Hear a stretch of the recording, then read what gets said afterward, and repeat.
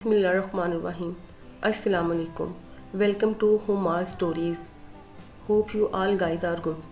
सबसे पहले तमाम वीडियोस की अपडेट के लिए मेरे चैनल को सब्सक्राइब करके बेल नोटिफिकेशन को ऑन कर दें। तो आइए चलते हैं अपनी आज की स्टोरी की तरफ, जिसका नाम है अकलौता। शादी की पहली रात ही सफ़ीना अहमद रज़ा की अजीबोगरीब ख्वाहिश सुनकर दंग रह गई।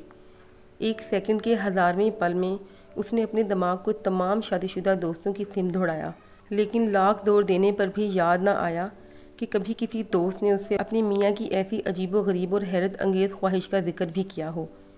अहमद तो अपनी ख्वाहिश का इजहार करके उसके पस मंज़र के बारे में बता रहे थे, लेकिन सफ़ीना को कुछ सुनाई नहीं दे रहा था। इसका ज़हन इसी एक बात में उलझ कर रह गया था। अहमद रज़ा का ताल्लुक़ एक गुंजान आबादी वाले मतवस घराने से था, जहां अभी भी मरतूब ख़ानदानी निज़ाम के तहत ज़िंदगी गुजारी जाती थी। इस 3 मंजिला मकान में अहमद के वालिद मोहम्मद रज़ा अपने 3 भाइयों के ख़ानदान के साथ रहते थे और तकरीबन हर भाई के 5 या 6 अदद बच्चे भी मौजूद थे। यही वजह थी कि घर में हर वक्त हशर का समा भरपा रहता और कान पड़ी आवाज़ सुनाई ना देती। इस पर सितम ये कि अहमद अपने 6 बहन भाइयों में सबसे छोटा था। पहले बड़े 3 भाई अली, हारून और ज़िया थे। उसके बाद 2 बहनें आलिया और सादिया, फिर आखिरी नंबर अहमद का था और इस पर रोहब जमाना घर का हर फर्द अपनी ज़िम्मेदारी समझता था। छोटे छोटे कामों के लिए उसे बाज़ार दौड़ाया जाता, यहाँ तक कि वो स्कूल से थका हुआ आता, अभी बस्ता रखता ही था कि अम्मा को वही याद आ जाता। खाने के दौरान अगर गेट पर बेल होती तो अहमद ही को उठना पड़ता। पानी की मोटर भी बंद करनी होती तो ऊपर से अहमद को ही आवाज़ें लगाई जाती। अक्सर ही दोनों फूफियाँ अपने बच्चों समेत यहाँ ही पाई जाती थीं। ऐसे में अक्सर किसी को ये भी याद न रहता कि अहमद ने खाना भी खाया है कि नहीं। गर्द के अहमद अपने घर के माहौल और हर दम के शोर शराबे से आजिज़ रहता था। लिहाजा जैसे ही वो प्राइमरी पास करके सेकेंडरी में आया, पढ़ाई के बहाने अपना ज़्यादातर वक्त अपने दोस्तों के घरों में गुजारने लगा, जहाँ अफराद खाना की तादाद कम होती। ऐसे घरों के पुरसकून माहौल में अहमद को अपने लिए एक कशिश सी महसूस होती। ऐसे ही बेकैफ दिनों में एक छोटी सी तब्दीली ये आई कि अचानक ही छोटे चचा का ट्रांसफ़र इस्लामाबाद हो गया, जहाँ इन्हें रहाइश भी मिली। लिहाजा वो अपनी फैमिली के साथ इस्लामाबाद शिफ्ट हो गए। ताया जान का तो सिर्फ अरसा 5 साल से सऊदीया में मुकीम था। अब वो जो शादी करने के लिए आया तो ताया को एक पोश इलाके में घर लेकर दे गया। लिहाजा ताया की फैमिली भी नए घर में शिफ्ट हो गई, तो यहाँ सिर्फ अहमद और मंजले चाचा शौकत रज़ा की फैमिली रह गई, जिसके बायस घर का माहौल काफ़ी पुरसकून हो गया। अहमद रज़ा ने भी सुख का सांस लिया, क्योंकि उसे भी अपने दोस्तों की तरह अलहदा से कमरा मिल गया। लेकिन आराम और सुकून के ये चंद रोज़ भी आर्जी साबित हुए और इस पुरसकून नदी में पहला पत्थर उस वक़्त पड़ा जब सबसे बड़े भाई अली रज़ा की शादी हुई, और फिर अली के बाद लगातार हारून और ज़िया की भी शादियाँ हो गईं और घर फिर से तंग पड़ने लगा। 3 कमरे भाइयों की शादियों के बाद उनके तसर्रुफ़ में आ गए। चौथा कमरा दोनों बहनों आलिया और सादिया के पास था। एक कमरे में अम्मा अब्बा थे। अब रह गए अली रज़ा, तो होते होते इनका बिस्तर लाउंज में आ गया, जहाँ सवेरे ही सवेरे चहलकदमी शुरू हो जाती। भाभियों की बातों का शोर, अब्बा और अम्मा की हालाते हाज़रा पर गुफ्तगू, भाई नाश्ते के लिए जल्दी जल्दी का शोर मचाते और भाभियाँ तेज़ी से बर्तन टेबल पर रखती। कुछ देर तो अली रज़ा ढीठ बनकर लेटा रहता, लेकिन वक्फे वक्फे से जारी शोर उसे जल्द ही बेदार कर देता। वो चूँकि मकामी यूनिवर्सिटी से शाम में BBA कर रहा था, इसलिए सुबह के वक्त घर में मौजूदगी उसकी मजबूरी थी, लेकिन किसी को भी इसकी बेआरामी का एहसास ना होता। ऐसे में वो खामोशी से उठकर छत पर बने कमरे में आकर लेट जाता, जहाँ तेज़ धूप की वजह से गर्मी नीचे की निस्बत ज़्यादा होती और पंखा भी खूब आहिस्ता आहिस्ता चलता, लेकिन फिर भी वो करवटें बदल बदल कर सोने में कामयाब हो ही जाता। घर में इतने अफराद की मौजूदगी में किसी को अहमद रज़ा की कमी का एहसास ही ना होता। अगर सबके साथ नाश्ता किया तो ठीक, वरना किसी को इसके नाश्ते का भी याद ना रहता। और ऐसे में ही अहमद के दिल में ये ख्वाहिश जागी कि काश वो अकलौता होता, तो कम से कम इसके माँ बाप को तो इसका एहसास होता। अहमद रज़ा की ये बेदर्सी ख्वाहिश बढ़ते बढ़ते इतनी बढ़ गई, उसने फ़ैसला किया कि उसकी औलाद बेटा हो या बेटी, अकलौती ही होगी। और बस इसी ख्वाहिश का इजहार उसने पहली ही रात सफ़ीना के सामने भी कर दिया।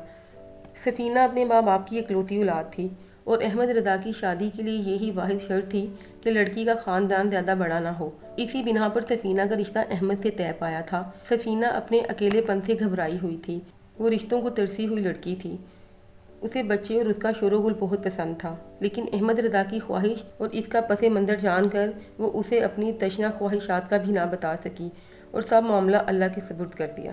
2 سال تک سفینہ کے آنگن میں وہ اکلوتا پھول بھی نہ کھلا جس کی خواہش احمد رضا نے کی تھی۔ سفینہ اسے اللہ کی رضا سمجھ کر خاموش تھی، لیکن کبھی کبھی اس کے دل میں یہ احساس ضرور جاگتا کہ شاید اللہ تعالیٰ کو احمد کا ناشکراپن پسند نہیں آیا اور احمد کے خیالات کے لیے وہ خود ہی اللہ سے معافی طلب کرتی تھی۔ لیکن احمد رضا کو اس بات کا احساس بھی نہ تھا، کیونکہ وہ اپنی دنیا میں مگن رہنے والا شخص تھا جو اپنے آس پاس موجود رشتوں کی خوبصورتیوں کو سمجھنے کے بجائے ہر دم ان سے اکتایا ہی رہتا ہے۔ 2 سال بعد جب سفینہ اللہ کی رحمت سے مایوس سی ہو چکی تھی کہ اچانک اسے اپنے اندر ہونے والی خوشگوار تبدیلی کا احساس ہوا اور خوشی اس کے چہرے پہ نور بن کر جھلکنے لگی۔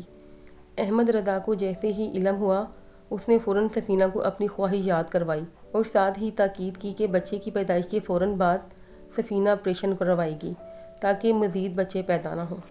سفینہ کو احمد کی اس خواہش سے ناگواری کا احساس ضرور ہوتا، لیکن وہ منہ سے کوئی ایسی بات نہ نکالتی جو اس کے گھر کے ماحول کو خراب کرنے کا باعث بنے۔ وہ اپنے اور احمد رضا کے درمیان ہونے والی کسی بھی تلخی سے گھبراتی تھی۔ یہی وجہ تھی کہ وہ ہمیشہ خاموش ہو جاتی، کیونکہ وہ سمجھتی تھی کہ لڑائی جھگڑے اور بحث و مباحثے سے بہتر ہے کہ خاموشی اختیار کر لی جائے۔ اس نے آنے والے کل کو مکمل طور پر اللہ کے سپرد کر دیا تھا۔ ابھی سفینہ کو 7واں ماہ ہی لگا تھا کہ اچانک اس کی طبیعت خراب ہونے لگی۔ پاؤں پر ورم آ گیا اور سارا جسم سوج گیا۔ ڈاکٹر نے مکمل طور پر بیڈ ریسٹ لکھ کر دیا کیونکہ اس کا بلڈ پریشر خطرناک حد تک زیادہ تھا۔ ایسے میں سفینہ کو گھر میں موجود تمام افراد سے بے پناہ تقویت کا احساس ملا۔ اماں دن رات اس کا خیال رکھتیں، جٹھانیاں نہ صرف اس کے لیے مقوی غذائیں تیار کرتیں بلکہ احمد کے کپڑوں کی دھلائی اور استری کا بھی خیال رکھتیں۔ سفینہ اکثر سوچتی اگر یہ سب لوگ اس کے آس پاس نہ ہوتے تو وہ اکیلی یہ وقت کس طرح گزارتی، لیکن وہ اپنے ان احساسات کو کبھی بھی احمد سے شیئر نہ کر سکی۔ لیکن وہ خود اتنے خوبصورت رشتوں کے احترام میں ہر دم اللہ کا شکر ادا کرتی تھی۔ احمد کو اچانک ہی آفس کے کام سے اسلام آباد جانا پڑا۔ ابھی اسے اسلام آباد آئے دوسرا ہی دن تھا کہ اچانک رات 2 بجے بڑے بھائی ہارون کا فون آ گیا۔ انہوں نے احمد کو بتایا کہ سفینہ کو خرابی صحت کے پیش نظر ہسپتال داخل کروا دیا گیا ہے، جہاں اس کا غالباً بڑا آپریشن ہوگا۔ یہ سب سن کر احمد کے ہاتھ پاؤں پھول گئے، لیکن بھائی اور بھابھی دونوں نے تسلی دیتے ہوئے کہا فکر کی کوئی بات نہیں ہے، ہم سب یہاں موجود ہیں، تم آرام سے اپنا کام ختم کر کے آنا۔ احمد اس فون کے بعد ساری رات نہ سو سکا اور صبح جلدی جلدی کام ختم کر کے ہیڈ آفس اطلاع دی اور واپسی کے لیے روانہ ہو گیا اور تقریباً 12 بجے کے قریب لاہور پہنچ گیا، لیکن گھر جانے کے بجائے سیدھا ہسپتال ہی چلا گیا۔ آپریشن تھیٹر کے باہر انتظار گاہ میں داخل ہوتے ہی اسے سفید دوپٹہ اوڑھے اماں نظر آئیں، جن کے ہاتھ تیزی سے تسبیح کے دانے گرا رہے تھے۔ قریب پہنچ کر احمد نے سلام کیا اور سر آگے جھکا دیا۔ اماں نے سر پر ہاتھ پھیرتے ہوئے دعا دی اور پھر سے تسبیح پڑھنے میں مشغول ہو گئیں۔ احمد بھی قریب ہی بینچ پر خاموشی سے بیٹھ گیا۔ کچھ ہسپتال کی خاموش فضا اور کچھ سفر کی تھکن، احمد نے سر پیچھے دیوار سے لگا دیا اور آنکھیں موند لیں۔ نہ جانے کتنا وقت گزرا تھا کہ اچانک قریب ہی بلند ہونے والے شور کی آواز سن کر احمد کی آنکھ کھل گئی اور وہ ہڑبڑا کر اٹھ بیٹھا۔ اماں برس کا منہ کھول کر قریب کھڑی نرسوں کو 100 کے نوٹ بانٹ رہی تھیں۔ کچھ دور کھڑے ضیاء بھائی نہ جانے کسے فون پر فون کر رہے تھے۔ یقیناً بیٹا ہوا ہوگا، اس لیے اماں اتنا خوش ہیں۔ احمد کے دل میں پہلا خیال یہی آیا، مبارک ہو سر، اللہ نے آپ کے 5 بچوں اور بیگم کو نئی زندگی دی ہے، ورنہ کیس بہت مشکل تھا۔ 5 بچے؟ الفاظ احمد کی زبان سے ٹوٹ ٹوٹ کر ادا ہو رہے تھے۔ شاید مجھے سننے میں غلط فہمی ہوئی ہے، 3 بیٹے اور 2 بیٹیاں ہیں اور ماشاءاللہ سب صحیح سلامت اور صحت مند ہیں۔ اچانک بولتے بولتے نرس کی نگاہ احمد کے حیران و پریشان چہرے پہ پڑی۔ کمال ہے سر، آج بھی بیگم نے یہ بات آپ کو نہیں بتائی؟ بہرحال میں چلوں، ابھی میڈیا والے بس آنے ہی والے ہوں گے، چلو اسی بہانے ہماری بھی ٹی وی پر تصویر آ جائے گی۔ نرس بے فکری سے کندھے اچکا کر کھٹ کرتی چلی گئی۔ احمد نے مڑ کر اماں بھی کی طرف دیکھا جو تندیاں نگاہوں سے احمد کی جانب تک رہی تھیں۔ اماں، یہ نرس کیا کہہ رہی تھی؟ وہ ابھی بھی بے یقینی کی کیفیت میں تھا۔ وہی جو تم نے سنا، لیکن سفینہ نے مجھے کیوں نہیں بتایا؟ ہو سکتا ہے اس صورتحال میں تم اسے کوئی غلط کام کرنے کا حکم دیتے اور تمہیں بتانے سے میں نے ہی منع کیا تھا۔ احمد نے خاموشی سے سر جھکا دیا۔ اماں تھوڑی دیر خاموش نہیں، پھر احمد کے قریب آ کر بولیں، دیکھ لو بیٹا، اللہ جو کام کرنا چاہے اسے تم یا میں کون ہوتے ہیں روکنے والے؟ وہ تو بے نیاز ہے، جسے جتنا چاہے دے۔ لیکن بیٹا، میں آج تک یہ نہ سمجھ پائی کہ تم رشتوں سے اتنا بیزار کیوں ہو گئے۔ یہ رشتے ناتے ہی تو زندگی کی خوبصورتیاں ہیں۔ بے شک کبھی کبھی وقت کی دھند انہیں بھی دھند لا دیتی ہے، لیکن جیسے ہی محبت کی پھوار سے صاف کرو، دھند فوراً جھٹ جاتی ہے۔ اب تم خود ہی کو دیکھ لو، اگر آج تمہارے بھائی نہ ہوتے تو تمہاری بیوی کو ہسپتال کون لاتا؟ ہسپتال میں رقم بھی تمہارے بھائیوں نے جمع کروائی ہے، یہاں تک کہ سفینہ کے لیے خون تمہارے تایا کے بیٹے توصیف نے دیا ہے۔ رات سے تمہاری بہن اور بھابھی ہسپتال میں تھیں، میں بڑھیا تو گھنٹہ بھر پہلے ہی آئی ہوں۔